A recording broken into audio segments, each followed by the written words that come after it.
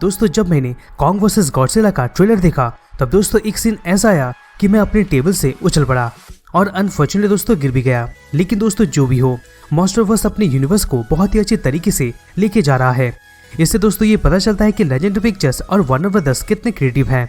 दोस्तों पर्सनली मैं मॉन्स्टरवर्स का एक बहुत ही बड़ा फैन हूँ, इसलिए दोस्तों मेरे दिमाग में एक आइडिया आया, क्यों ना दोस्तों मॉन्स्टरवर्स का टाइमलाइन को बनाया जाए, जिसमें दोस्तों कंप्लीट टाइमलाइन को बताया जाए, जिसकी वजह से दोस्तों आपका हर एक डाउट क्लियर हो जाएगा कि कैसे गॉडजिला का जन्म हुआ, कैसे किंग कॉन्ग का जन्म हुआ और दोस्तों ये टाइटन आखिर आए कहां से, और ऐसे बहुत सारे क्वेश्चंस। तो दोस्तों इस वीडियो के लिए मैंने कॉमिक्स और मूवीज का हेल्प लिया है, और कॉमिक्स का तो कुछ ज्यादा ही हेल्प लिया है। तो दोस्तों प्लीज लाइक, कमेंट और शेयर कर दीजिएगा। तो दोस्तों टाइम ना लेते हुए चलिए शुरू करते हैं। दोस्तों कहानी शुरू होता है 3 बिलियन ईयर BC से। इस समय अर्थ पर 10 गुना ज्यादा रेडिएशन था मॉडर्न डे से, जिसके वजह से बहुत बड़े बड़े प्राणियों का इकोसिस्टम डेवलप हुआ। ये सभी प्राणी एटमॉस्फेयर से रेडिएशन को अपना खाना बनाते थे। ये जो जायंट्स के ग्रुप को मॉडर्न डेज में टाइटन कहा गया। ये क्रिएचर्स आपस में लड़ते थे एंशिएंट वर्ल्ड में अपना डोमेन्स बरकरार रखने के लिए, यानी अपना प्रभुत्व विस्तार करने के लिए। यहाँ पर ये सब बहुत सारे फॉर्म्स में थे, जैसे कि दोस्तों रेप्टाइल, इंसेक्ट और हमारे पुराण के जानवर के जैसे फॉर्म्स में भी थे। ये सभी रेडिएशन कंज्यूमिंग टाइटन में से एक डोमिनेंस प्रजाति अल्फा प्रेडेटर का था, यानी दोस्तों गॉडजिला का था, जो कि दोस्तों बहुत ही बड़े और पावरफुल थे। ये क्रिएचर बैलेंस ऑफ फोर्स के हिसाब से काम करते थे, यानी दोस्तों किसी भी प्रजाति को ओवर पॉपुलेशन और मिनिमम पॉपुलेशन होने से रोकते थे और कोई भी थ्रेट से अर्थ को प्रोटेक्ट करते थे, जैसे कि दोस्तों साइंस में अल्फा प्रेडेटर इकोसिस्टम में करते हैं। अगर आप साइंस में इकोसिस्टम पढ़े होंगे तो आप ये समझ जाएंगे।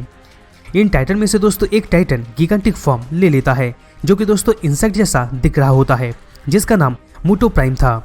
दोस्तों मैं आपको यहाँ बता दूं कि मुटो प्राइम लास्ट स्टेज होता है किसी भी फीमेल मुटो का। ये मॉन्स्टर बहुत सारे पैरासाइट क्रिएचर को रिलीज कर दिया था। इनका सामना होता है गॉडजिला के स्पीसीज के साथ। इन दोनों के बीच बहुत ही जोरदार बैटल होता है। मुटो प्राइम अपने ओविपोसिटर के मदद से 2 एग को गॉडजिला के पेट में इंजेक्ट कर देता है, और ये जो एग होते हैं साल बीतने के साथ साथ रेडियो एक्टिव हीमोग्लोबिन को यूज करके बड़े होते हैं और एंड में होस्ट को मारते हुए निकलते हैं, जैसे कि दोस्तों एलियन मूवीज में आपने देखा होगा। ये 2 एग से मेल और फीमेल मुटो निकलते हैं और फिर से फीमेल मुटो प्राइम होता है। ऐसे ही दोस्तों इनका साइकिल चलता है, और ऐसे ही दोस्तों जितने भी गॉडजिला स्पीसीज के मेंबर थे उन सभी को मुटो प्राइम ने मार दिया इसी प्रोसेस से, सिर्फ और सिर्फ 2 गॉडजिला को छोड़ के। आगे दोस्तों पता चलेगा कि वो 2 गॉडजिला कौन है।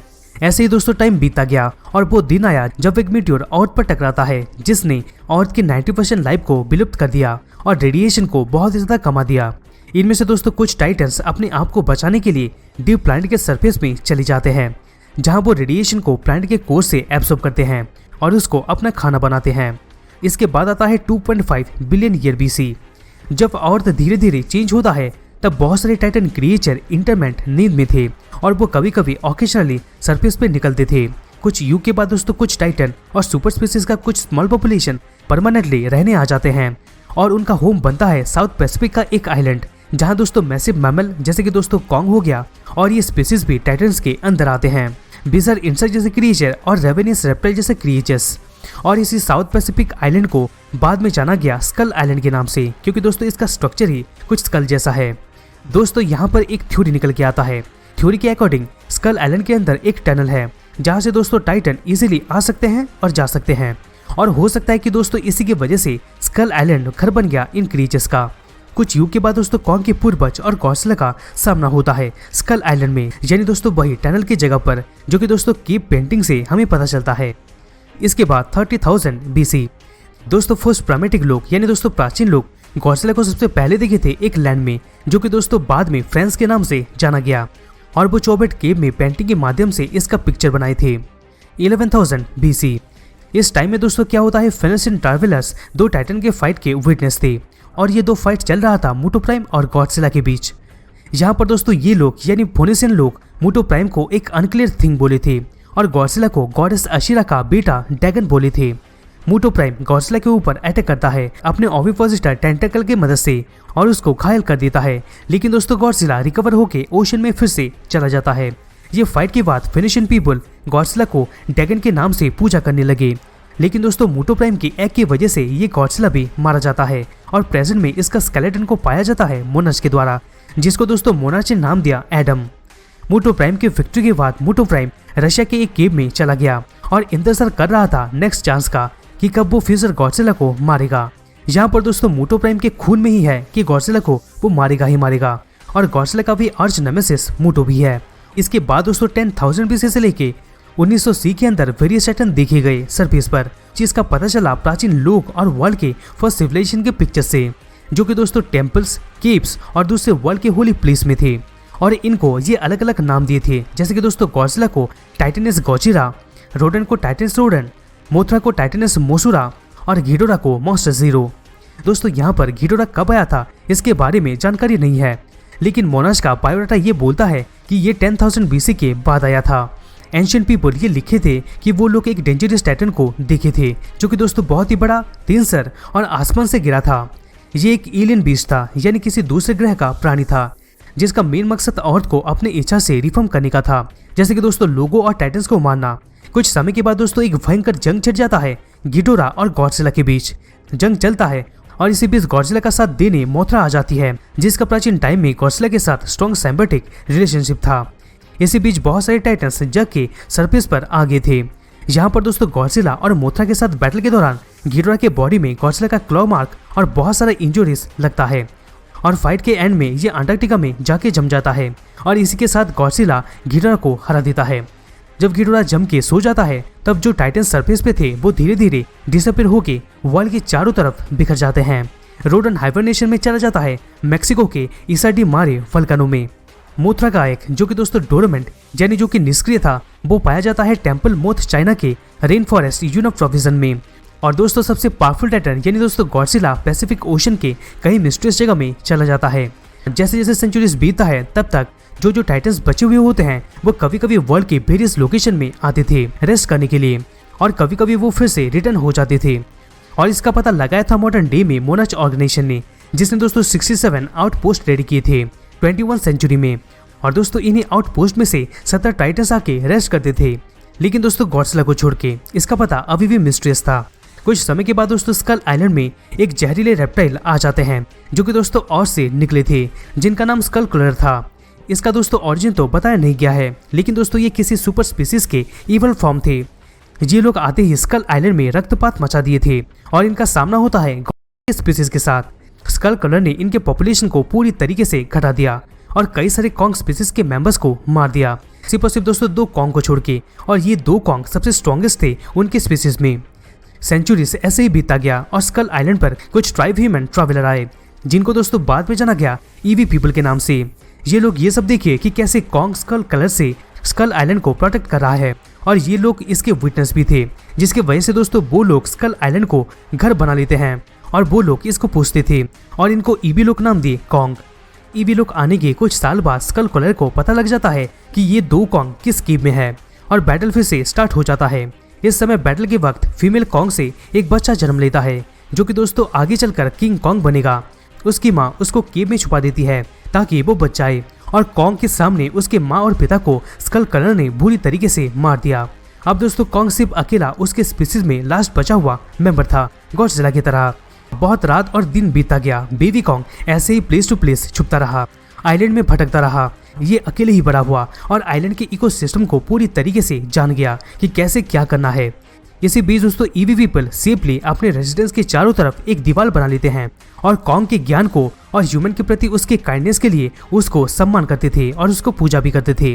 टाइम बीता गया और कॉन्ग ताकतवर बनता गया, और अंत में वो ठान लिया कि वो लोगों को और स्कल आइलैंड को इन स्कल कलर से बचाएगा, यानी दोस्तों प्रोटेक्ट करेगा। इसके बाद दोस्तों ईयर 1100 CE एक गॉडजिला तो मर गया, यानी दोस्तों डैकन तो मर गया, लेकिन दोस्तों जो आखिरी वाला गॉडजिला बचा हुआ था अपनी प्रजाति में, उसको देखा गया एंशिएंट जापान में। इसके बाद ईयर 1502 गॉडजिला का फिर से एक अपीयरेंस दिखता है सरफेस में, जो कि दोस्तों यूरोप में ट्रैवल कर रहा था और इंस्पायर किया एक आर्टिस्ट को, जिसने दोस्तों गॉडजिला का पेंटिंग बनाया जर्मनी में। Year 1915 Albert Einstein general theory of relativity का फॉर्मूला देते हैं। ये डिस्कवरी के माध्यम से ही एटम का विभाजन पॉसिबल हुआ, जिसके वजह से दोस्तों न्यूक्लियर एनर्जी मानव सभ्यता के पास आ गया। इसके बाद 1930 से पहले 19वीं सेंचुरी में दोस्तों क्या होता है, मालवाही जहाज जिसका नाम दोस्तों वंडर था, वो स्कल आइलैंड में पहुंच जाता है, लेकिन वो टूट फूट गया था। इसमें जो मेंबर्स थे उनका क्या हुआ अभी भी अननोन है, लेकिन ईवी लोग ये शिप के अंदर की जगह को टेम्पल के हिसाब से यूज करने लगे, जहां वो लोग कॉन्ग के पेंटिंग को बनाए कि किस तरह से कॉन्ग उन्हें प्रोटेक्ट करता है। और कॉन्ग को पूजा करने के साथ साथ ये उनका होली प्लेस भी हो गया।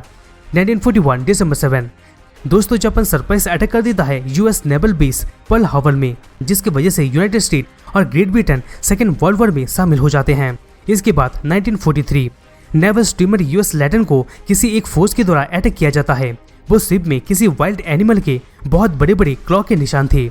इस इंसिडेंट के बाद दोस्तों बस एक ही मेंबर बच पाता है जिसका नाम बिल रैंडा होता है। इसको दोस्तों आप स्कल आइलैंड में देखे होंगे।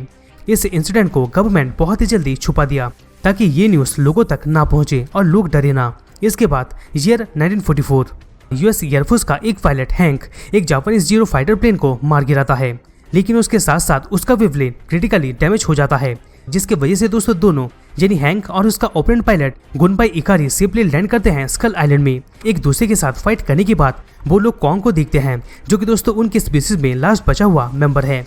इसके बाद हैंक और गुनबाई को ईवी विलेज में लाया जाता है, जहां उनकी इंजरीज को ठीक किया जाता है और ये दोनों बहुत ही अच्छे दोस्त बन जाते हैं। इसके बाद 1945 इशिरो शिरीजावा का जन्म होता है, जो कि दोस्तों बेटा होता है इजी शिरीजावा का और 21 सेंचुरी का फ्यूचर मोना का ऑपरेटिव होता है।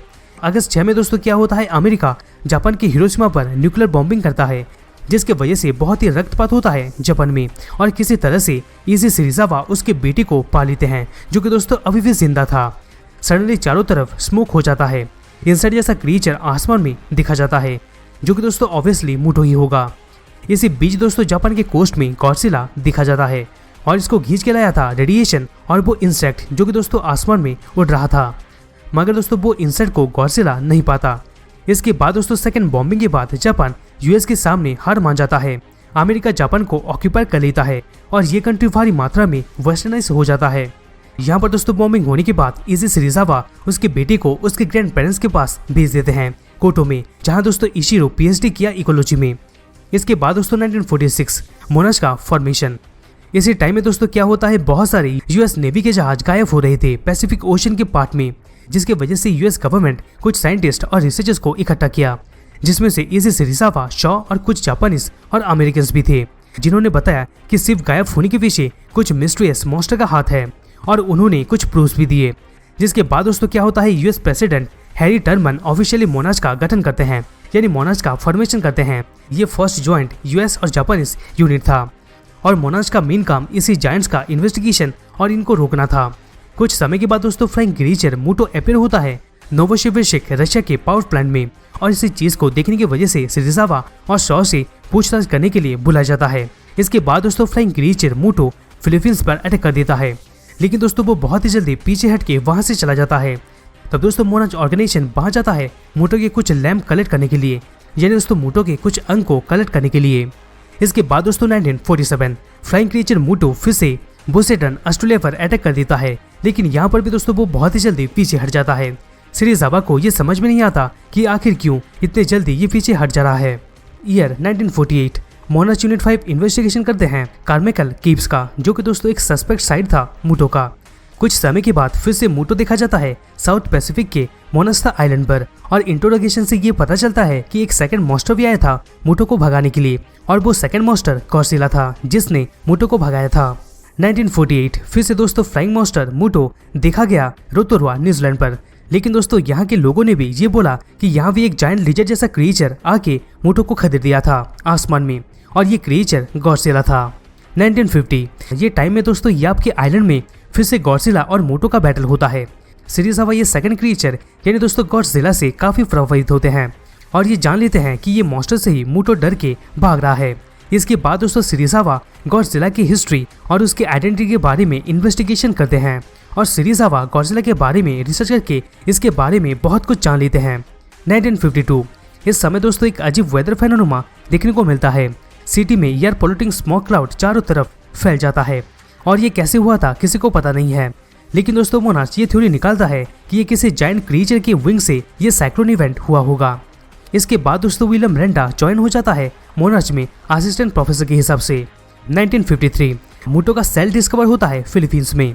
यहाँ पर दोस्तों डॉक्टर जामालेक ये रिवील करते हैं कि जो मॉन्स्टर का लिम्ब यानी अंग मिल रहा है ये कोई इसका बॉडी पार्ट नहीं है, बल्कि ये सब उसके एक सिंगल सेल है और ये जो सिंगल सेल थे इससे मुटो नहीं आएगा, बल्कि दोस्तों बहुत सारे इंडिपेंडेंट क्रिएचर निकलेंगे जैसे कि दोस्तों मैंने आपको टाइमलाइन की स्टार्टिंग में ही बताया था कि मूटो ने कैसे बहुत सारे पैरासाइट को रिलीज कर दिया था। और तो दोस्तों हमें ये भी पता चलता है कि एक टाइम में मूटो का पॉपुलेशन पूरी तरीके से कम हो गया, क्योंकि दोस्तों मूटो प्राइम्स ने गॉडजिला की सारी पॉपुलेशन को विलुप्त कर दिया था। और बैटल के वक्त गॉडजिला की स्पीसीज ने भी अपनी एटॉमिक ब्रेस से बहुत सारे मूटोस को डिस्ट्रॉय कर दिया था, जिसके वजह से दोस्तों मूटो का रिप्रोडक्शन नहीं हुआ। जो लास्ट सर्वाइविंग मूटो प्राइम था, इसने दोस्तों ड्रैगन के पेट में 2 एग को छोड़ दिए थे, जिससे कि दोस्तों मूटो का पॉपुलेशन फिर से एक्टिव हो जाए। इस प्रोसेस में दोस्तों ड्रैगन मर जाता है, लेकिन ये जो 2 एग थे ये अभी भी एक्टिव नहीं हुए थे। और ये 2 एग को हमें देखने को मिला गॉडजिला के मूवी में, लेकिन दोस्तों इस टाइम में जो मूटो दिख रहा है ये अलग ही मूटो है। 1954 इस टाइम में दोस्तों गॉडजिला और मूटो का बैटल होते हुए दिखाया जाता है रडार में एक एटोल के पास। यहाँ पर दोस्तों एटोल का मतलब होता है समंदर में, जो कि दोस्तों आधा पानी और आधा जमीन होता है। वहां पर दोस्तों यूएस मिलिट्री हाइड्रोजन बॉम्ब को छोड़ देते हैं इन दोनों के ऊपर। ये ब्लास्ट से दोस्तों मूटो पूरी तरीके से मर जाता है, लेकिन गॉडजिला किसी तरह बच के फिर से हाइबरनेशन में चला जाता है। इसके बाद दोस्तों 1954 मार्च में क्या होता है, मोनार्च मूटो आर्चिव फाइल क्रिएट करता है, जिसमें वो सभी डाटा और अलग अलग सब्जेक्ट और इवेंट को रिकॉर्ड करता है। जैसे कि दोस्तों सर्वे H-45 में गॉडजिला का इंफॉर्मेशन होता है, और ऐसे मूटो और दूसरे टाइटन्स का भी होता है। इसके बाद 1973 कॉन्ग स्कल आइलैंड का इवेंट। दोस्तों इसके इवेंट को तो आप जानते होंगे, लेकिन फिर भी दोस्तों मैं थोड़ा शॉर्ट में बता देता हूँ। बिल रांडा जो कि मोनार्च ऑर्गेनाइजेशन का एक रिसर्चर था कि वो प्राइमल क्रिएचर को डिस्कवर करेगा स्कल आइलैंड में, यानी दोस्तों कॉन्ग को वो डिस्कवर करेगा। और वो हेल्प लेता है जेम्स कॉर्डन का, जो कि उसे और उसकी टीम को स्कल आइलैंड में लेके जाएगा। और इनका टीम पहुंचता है स्कल आइलैंड में। स्कल आइलैंड में पहुंचने के बाद ये बहुत सारे क्रिएचर्स को देखते हैं, और इनमें से कुछ क्रिएचर्स उनके टीम मेंबर्स को मार देते हैं। इसके साथ साथ दोस्तों कॉन्ग और स्कल कलर का बैटल होता है। इसके बाद दोस्तों ये लोग हैंक से मिलते हैं, जो कि वर्ल्ड वॉर 2 में यहाँ आके फंस गया था, और इसका जो दोस्त था इकारी, उसको स्कल कलर्स ने मार दिया था। और वो इन्हें कॉन्ग का स्टोरी बताता है, यानी हैंक कॉन्ग का स्टोरी बताता है। कुछ मेंबर्स मारे जाते हैं क्रिएचर्स के द्वारा, और एंड में कॉन्ग स्कल कलर्स को मार देता है कुछ ह्यूमंस की मदद से। अंत में दोस्तों ये लोग स्कल आइलैंड को छोड़ के चले आते हैं। इसके बाद 1981 डॉक्टर सिरिजावा के डेथ के बाद मोनाचिन के बेटे को अपने ऑर्गेनाइजेशन में शामिल कर लेता है, जिनका नाम इशिरो सिरिजावा था। और आपको पता ही होगा कि इशिरो सिरिजावा का कितना बड़ा रोल है गॉडजिला और किंग ऑफ मॉन्स्टर के मूवी में। इसके बाद 1989 डॉक्टर रिक स्टैंटन ज्वाइन करते हैं मोनाच ऑर्गेनाइजेशन में, और इनका काम ये था कि ये मोनाच के सैटेलाइट सिस्टम को सुपरवाइज करे, और ये डिफरेंट आउटपोस्ट को रेडी किए। आउटपोस्ट क्या होता है मैंने आपको पहले से ही बता दिया है। आउटपोस्ट दोस्तों वो जगह है जहाँ टाइटन्स कभी कभी देखे जाते हैं। जैसे कि दोस्तों 1991 में रोडन देखा गया था, उस लोकेशन को सेट करके उस जगह का नाम आउटपोस्ट 56 रख दिया गया था। और दोस्तों ऐसे ही धीरे धीरे मोनाच ऑर्गेनाइजेशन ने 67 आउटपोस्ट को रेडी किया था। इसके बाद 1995 एरन नाम का बंदा अटलांटिक में ट्रिप करने का प्लान बनाता है, लेकिन दोस्तों उसका ट्रू इंटेंशन ये था कि कॉन्ग आखिर ह्यूमन का फ्रेंड है या नहीं उसको जानना था। इसके बाद दोस्तों अगस्त 7 में एरन और उसके फ्रेंड स्कल आइलैंड में लैंड करते हैं, और ये सेकंड अभियान था मोनाच ऑर्गेनाइजेशन का। पहला अभियान तो आप जानते ही होंगे, वही स्कल आइलैंड का इवेंट। जब ये लोग यहाँ पहुंच जाते हैं, यानी स्कल आइलैंड में पहुंच जाते हैं, तब यहाँ बहुत सारे मॉन्स्टर ने इनके कई सारे टीम मेट्स को मार दिया। लेकिन इन सब मॉन्स्टर को कॉन्ग ने राइट टाइम में आके सभी मॉन्स्टर को एक एक करके मार दिया, और एंड में सिर्फ और सिर्फ एरन ही बचता है। वो वहां से जा नहीं सकता था क्योंकि उसके पास कोई भी साधन नहीं था, और आइलैंड के चारों तरफ हर वक्त साइक्लोन होते ही रहता है। इसीलिए वो एक वॉइस रिकॉर्डर डिवाइस में वॉइस रिकॉर्ड करके ओशन में बहा देता है। इसके बाद 1999 डॉक्टर विविन ग्राम ज्वाइन करते हैं मोनाच ऑर्गेनाइजेशन में, और इनका कितना बड़ा रोल था गॉडजिला मूवी में सिरिजावा के साथ आप भी जानते होंगे। इस टाइम में दोस्तों क्या होता है, ड्रैगन का स्केलेटन मिलता है फिलीपींस में, और इसके साथ साथ 2 एक्सियन स्पॉर भी मिलता है। विविन ग्राम और सिरिजावा को यहाँ ये स्केलेटन और स्पॉर को एग्जामिन करने के लिए लाया जाता है, और हमें यहाँ ये पता चलता है कि इनमें से एक अंडा ऑलरेडी पहले से फूट चुका है, और दूसरा अभी भी निष्क्रिय है। जो फूटा था वो मेल मूटो था, और ये आसपास के न्यूक्लियर प्लांट में जाने लगा रेडिएशन को खाना बनाने के लिए। इसके बाद 1999 में जंजीरा इंसिडेंट होता है। मेल मूटो एग से रिलीज होने के बाद वो जंजीरा जापान में जाता है एक न्यूक्लियर प्लांट में रेडिएशन को अपना खाना बनाने के लिए, और वहां जाके वो कुकुन का फॉर्म ले लेता है ताकि वो धीरे धीरे रेडिएशन को अपना खाना बनाए गॉडजिला मूवी के इवेंट तक, यानी दोस्तों 15 साल तक। और यहाँ पर मोनार्च ये कुकुन को रिसर्च करना चालू कर दिया, और जंजीरा को एक क्वारंटीन टाउन में कन्वर्ट कर दिया गया। यहाँ पर दोस्तों जंजीरा इंसिडेंट में मूटो की वजह से सांड्रा ब्रूक मारी जाती है, लेकिन दोस्तों उनका पति इस इंसिडेंट में बच जाता है, और इन दोनों का बेटा होता है गॉडजिला मूवी का वो विलेक्ट्री वाला लड़का, ये दोस्तों फ्रॉड। 2005 इसमें दोस्तों क्या होता है, ऑर्का टेक्नोलॉजी को डिस्कवर किया जाता है एक कपल के द्वारा, मार्क और ईमा रशल के द्वारा। इस डिवाइस से कोई भी टाइटन से कम्युनिकेट किया जा सकता है और इनके बिहेवियर को भी चेंज किया जा सकता है, यानी कोई भी टाइटन्स को आक्रामक और शांत किया जा सकता है। जब ये दोनों डिवाइस को चेक कर रहे होते हैं तब ये मोनार्च के रेंज में चला आता है। इशिरो विविनग्राम ये समझते हैं कि फिर से कोई टाइटन जग गया है, लेकिन दोस्तों एंड में उनको ये पता चलता है कि ये सिर्फ एक डिवाइस है जो कि टाइटन से कम्युनिकेट कर सकता है। इसके बाद सीधे 2007 में ये दोनों यानी दोस्तों ईमा और मार्क रशल ज्वाइन हो जाते हैं मोनार्च ऑर्गेनाइजेशन में साइंटिस्ट के हिसाब से अपने ऑर्का टेक्नोलॉजी के साथ। इसके बाद 2009 में क्या होता है, मोथरा का कोकुन डिस्कवर होता है और ये पाया जाता है चाइना की यूना प्रोविजन में। और जब ये कोकुन फूटेगा तब दोस्तों इससे डायरेक्ट मोथरा निकलेगी, यानी दोस्तों कोई भी लार्वा नहीं निकलेगी, इससे डायरेक्ट मोथरा निकलेगी और ये जगह को आउटपोस्ट 61 का नाम दिया गया। इसके बाद साल 2012 एरन ब्रॉक का वो रिकॉर्डिंग पाया जाता है 16 साल की बात, और इसमें सब रिकॉर्डिंग था कि कैसे कॉन्ग सबका भला चाहता है और वो बुरा नहीं है। साल 2013 अपने माँ के मरने के बाद फ्रॉड ब्रॉडी ज्वाइन हो जाता है यूएस नेवी में। इसके बाद दोस्तों 2014 में गॉडजिला वर्सेस मोटो का इवेंट यानी दोस्तों गॉडजिला मूवी का इवेंट होता है। इसमें दोस्तों फीमेल मोटो भी एक्स से निकल जाती है और मेल मोटो फीमेल मोटो के लोकेशन में जा रहा होता है। यहाँ पर दोस्तों हमें ये पता चलता है कि जब फ्रॉड का बाप मर जाता है तब सिरिजावा फ्रॉड को असली बात बताते हैं कि उसकी माँ मोटो की वजह से मारी गई है और बाकी के टाइटन्स के बारे में भी वो उसे बताता है। जब मेल मोटो फीमेल मोटो के लोकेशन में जा रहा होता है तब गॉडजिला मेल मोटो का पीछा करके उन दोनों को बारी बारी करके पूरी तरीके से मार देता है और बिना कोई तबाही मचाए वहां से चला जाता है। और यहाँ पर दोस्तों सभी मैनकाइंड को यानी दोस्तों मानव प्रजाति को ये पता चलता है कि गॉडजिला कोई विलन नहीं है, वो असलियत में इंसानियत का रखवाला है। इसके बाद साल 2000 में गॉडजिला किंग ऑफ मॉन्स्टर का इवेंट होता है। 2014 में दोस्तों क्या हुआ था, डॉक्टर रशल और ईमा का बेटा मारा गया था गॉडजिला और मोटो के बैटल के वक्त, लेकिन दोस्तों बाकी के तीनों यानी दोस्तों ईमा, मार्क और उसकी बेटी मेडिसन बच गए थे। अपने बेटे के डेथ के बाद रशल गुस्सा हो जाता है और वो ये जॉब को छोड़ देता है, लेकिन ईमा ये जॉब को अभी भी करना चाहती है। 2019 में क्या होता है, डॉक्टर ईमा अपने एक साथी एलन जोना के साथ जाके किंग गिडोरा को हाइबरनेशन से जगा देती हैं, जो कि दोस्तों अंटार्कटिका में था।